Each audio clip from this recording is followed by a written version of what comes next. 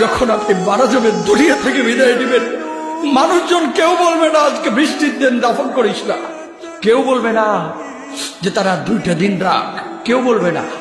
কবরের মধ্যে যখন নিয়ে যাওয়া হবে, আপনার স্ত্রীর কথা মনে পড়বে, আপনার সন্তানের কথা মনে পড়বে, আপনার বাবার কথা মনে পড়বে।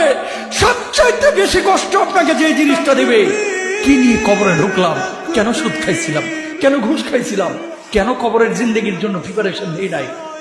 দুনিয়ার জিন্দেগিতে একটা মামলায় ফেসে গেলে সুপ্রিম কোর্টে যাওয়া যায়, উচ্চ আদালতে যাওয়া যায়। আখিরাতের জিন্দেগিতে কোনো মামলায় ফেসে গেলে পালাবার কোনো আর পথ নাই। চলে যেতে হবে। দালান ঘর, বাড়ি ঘর, টাকা পয়সার জন্য পাগল হয়ে থাকে আমরা, কিন্তু এটা আমার আসল ঘর নয়। যেই গোসলখানাটারে আমি এত সুন্দর করে টাইলস করে ইটালিয়ান ফিটিংস দিয়ে বানালাম, আমার জীবনের শেষ গোসলটা কি ওই গোসলখানায় হবে? কথা বলেন, যেখানে লাশ ধোয়ায় ওইখানে আমার গোসল হবে। এগুলো আমরা ভাবতে চাই না। কবরের জীবনটা আসল জীবন। কবর জগতে কোনো রং নাই, কবর জগতে কোনো স্বাদ নাই, কবর জগতে কিচ্ছু নাই, মাটি আর মাটি। হ্যাঁ, যদি আপনি মালিককে খুশি করে যেতে পারেন, অন্ধকারটাও আলোকিত হয়ে যাবে। কষ্ট করার সময় আপনার কবরের চিন্তা আপনি করেন, আমার কবরের চিন্তা আমি করব।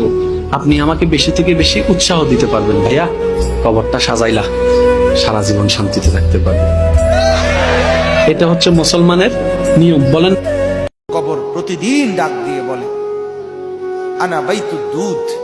প্রত্যেকের কবর প্রত্যেককে ডেকে বলে, ও আল্লাহর বান্দা, জানো আমি পোকামাকড়ের ঘর, পোকামাকড়ের ঘর। তুমি তো সেই বান্দা যে একটা মশা কানের পাশ দিয়ে উড়ে গেলে তোমার ঘুম বন্ধ হয়ে যায়, চোখ মিলে যায়। একটা মশার গুনগুন আওয়াজ সহ্য করতে পারো না। একবার কয়েল, একবার অ্যারোসল, একবার মশারি, এরপরেও তুমি চাও যে একটা মশাও যেন আমার কানের কাছে গুনগুন না করে।